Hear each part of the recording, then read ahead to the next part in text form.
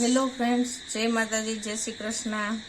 આજે આપણે બનાવીશું બ્રેડ પકોડા। તો બ્રેડ પકોડા માટે સૌથી પહેલા આપણે જરૂર પડશે બાફેલા બટાકાની। તો બટાકાને બાફીને મેં એકદમ મેશ કરી લીધા છે અને હવે આપણે એમાં મસાલા ઉમેરીશું। તો સૌપ્રથમ આપણે આદુ, મરચાં અને લસણની પેસ્ટ નાખીશું।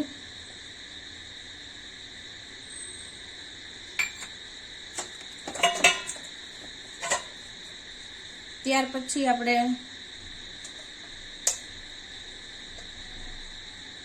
લાલ મરચું પાવડર, થોડીક હિંગ, થોડો ગરમ મસાલો, થોડો ધાણા જીરું, થોડું હલ્દી પાવડર,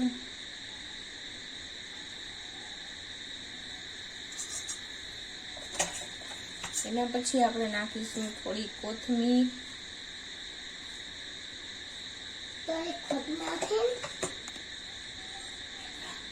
એના પછી આપણે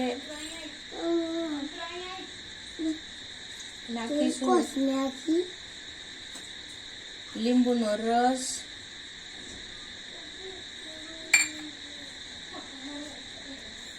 એના પછી નાખીશું આપણે સ્વાદ અનુસાર ખાંડ,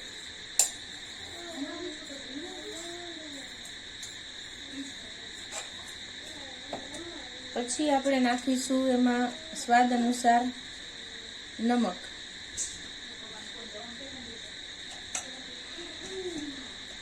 હવે આ બધાને આપણે મિક્સ કરી લેશું।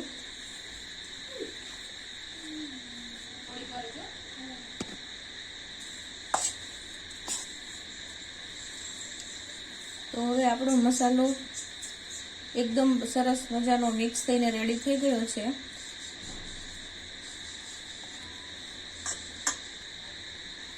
તો હવે આપણે બ્રેડમાં આ જે મસાલો બનાવ્યો છે એ મસાલાને આપણે બ્રેડમાં ભરીશું।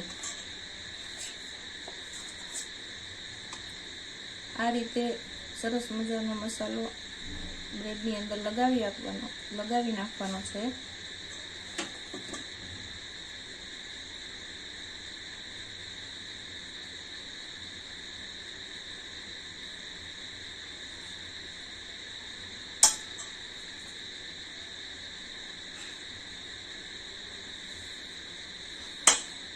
અને આ રીતે એક બ્રેડ આપણે ઉપરથી એની રાખી દઈશું।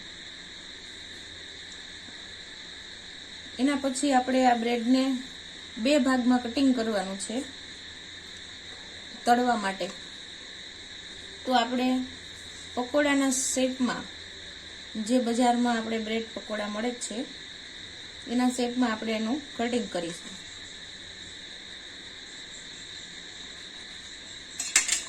તો તળવા માટે આપણે આ રીતે બે ભાગમાં કાપી લેશું।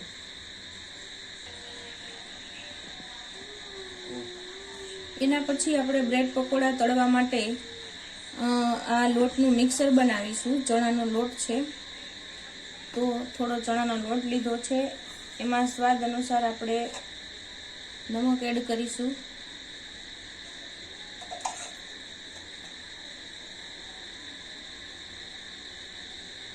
ત્યાર પછી આપણે એમાં થોડોક હળદર ઉમેરીશું અને આની આપણે એકદમ પતલો ગોળ તૈયાર કરીશું। તો આપણે થોડું થોડું કરી અને પાણી ઉમેરીશું જેથી કરીને આમાં લમ્સ ના રહે।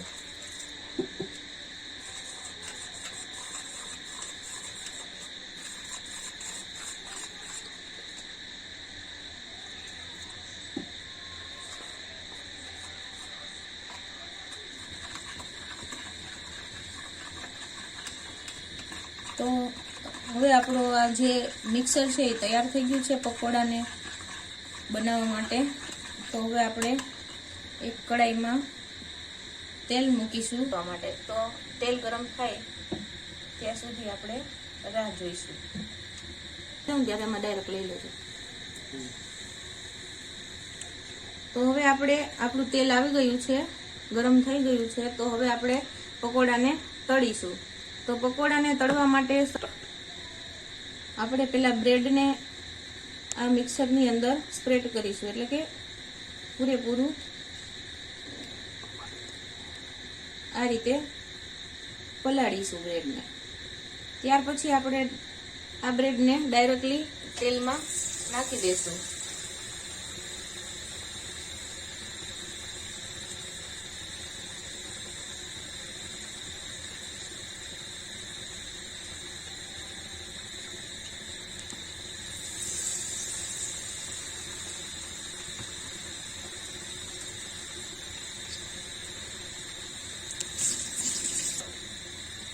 હવે આપણે આને ધીમા તાપે, એટલે કે બહુ એકદમ ગરમ પણ નથી થવા દેવાનું અને એકદમ ધીમો પણ નથી રાખવાનો. લો ટુ મીડિયમ ફ્લેમમાં આપણે એને તળીશું. એક બાજુ તળાઈ જાય ત્યાર પછી આપણે પલટીને બીજી બાજુ તળવાનું છે.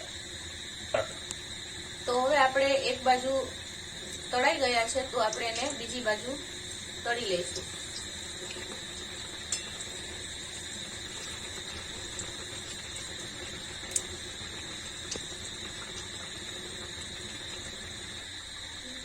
તો હવે આપણા બ્રેડ પકોડા બંને બાજુ સરસ મજાના તળાઈ ગયા છે. તો આપણે એમને સર્વ કરવા માટે એક પ્લેટમાં નીકાળી લઈશું.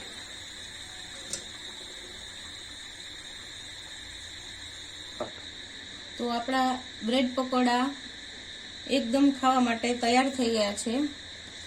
તો આપણે એને ગ્રીન ચટણી અને ખજૂર આંબલીની ચટણી સાથે સર્વ કરીશું. તો તમે જોઈ શકો છો એકદમ જ ક્રિસ્પી અને સરસ મજાના મસાલેદાર બ્રેડ પકોડા તૈયાર છે, જે આપણે કાઠિયાવાડી ગુજરાતમાં પ્રખ્યાત છે. તો આ વિડીયો તમને પસંદ આવ્યો હોય તો મારી ચેનલને લાઈક કરજો, શેર કરજો અને સબસ્ક્રાઈબ કરજો. તો અવનવા ગુજરાતી કાઠિયાવાડી રેસીપી તમને જોવા માટે મળી રહેશે. ધન્યવાદ. જય માતાજી, જય શ્રી કૃષ્ણ.